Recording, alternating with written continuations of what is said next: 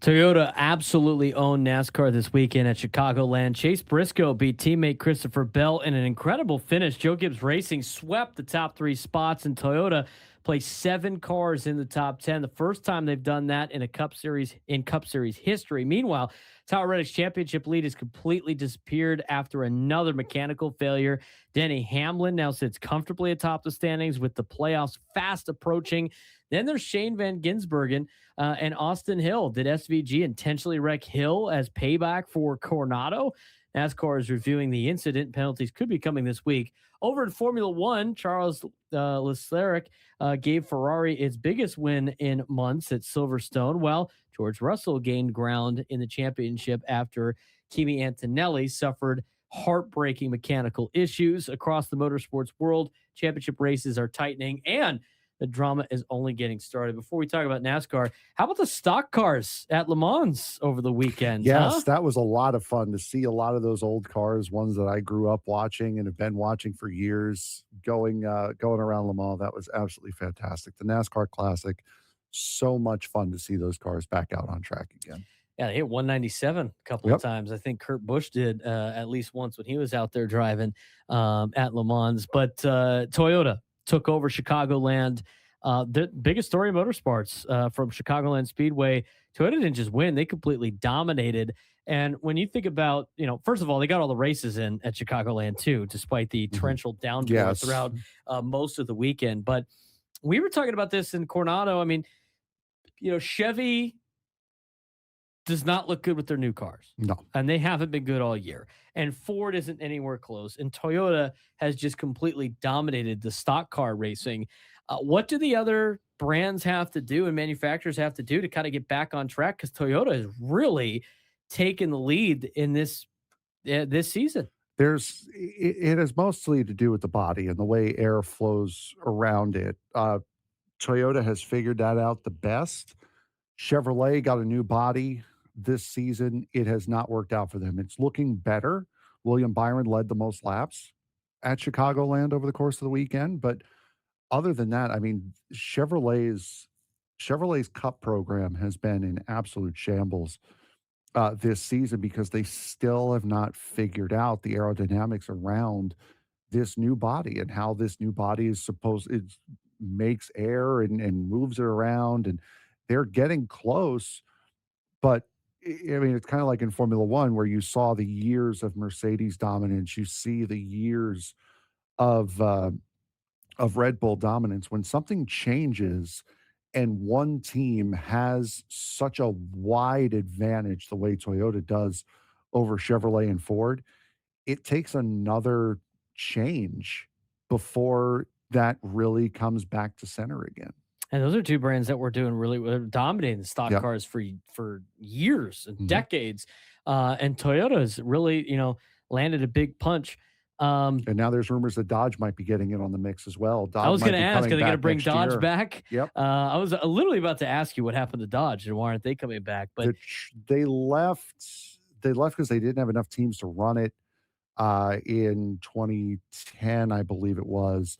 They just brought their truck program back this year with the Dodge Ram, and now they're talking about bringing in a Cup car for next season, potentially.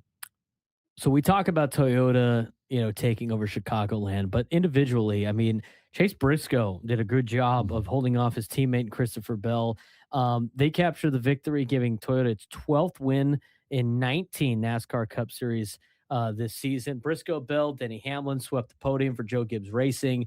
And we can talk about Toyota all you want, but those are some of the big, winners this weekend, or should I say, those are the big performances this weekend at Chicagoland, a place they haven't been in a long time.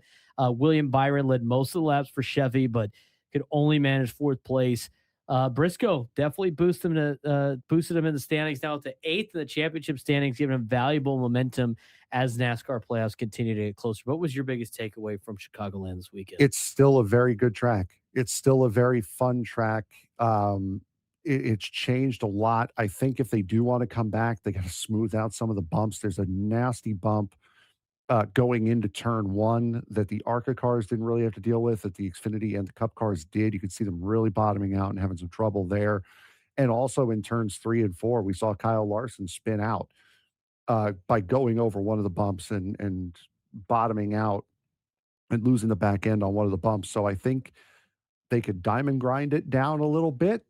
I wouldn't change much else other than that. It proved to be a great place for racing, and the two lower series, the ARCA series and the O'Reilly series, put on great shows this weekend. The Cup followed just the same.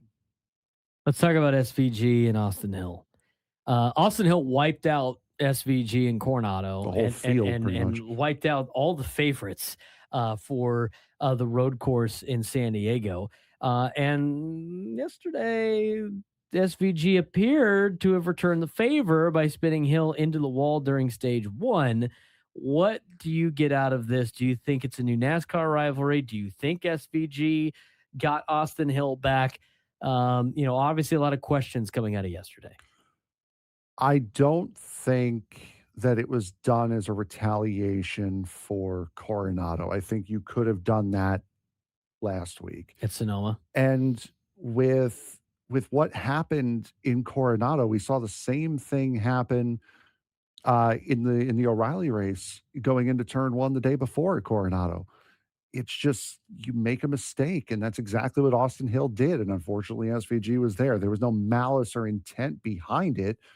Hill just drove in too deep.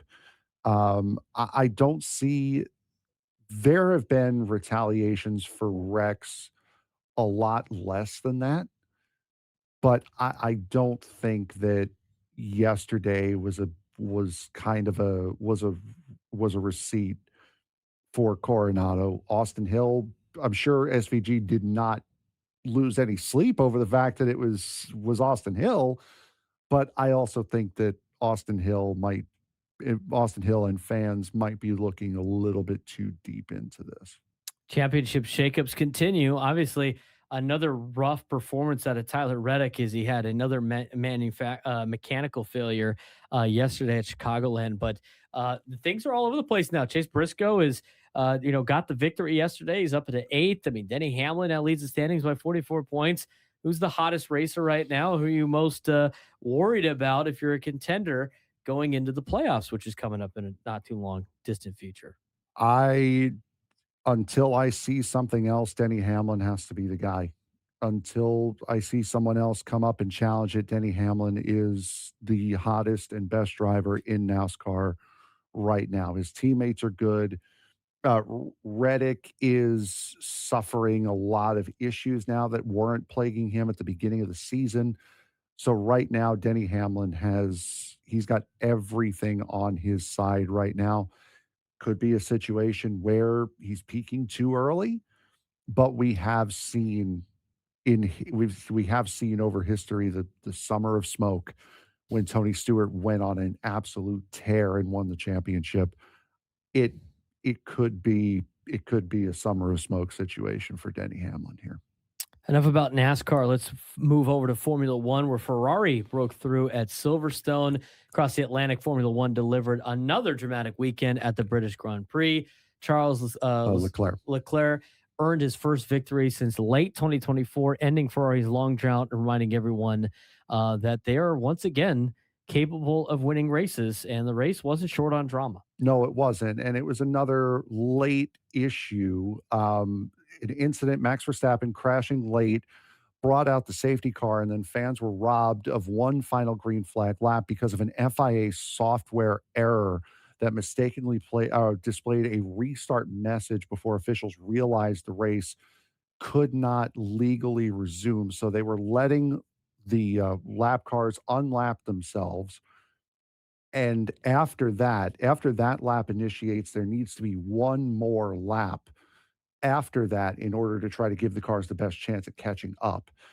They The final lap of the race was the lap that all the cars were unlapping themselves.